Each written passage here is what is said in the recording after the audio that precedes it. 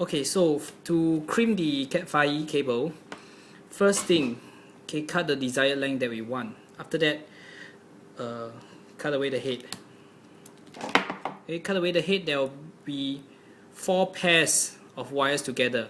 Open them up. Open them up. Okay, open them up nicely. Next minute, you should be able to split it nicely to achieve this combination: brown, brown white, blue, white green, green, white blue, orange, and white orange.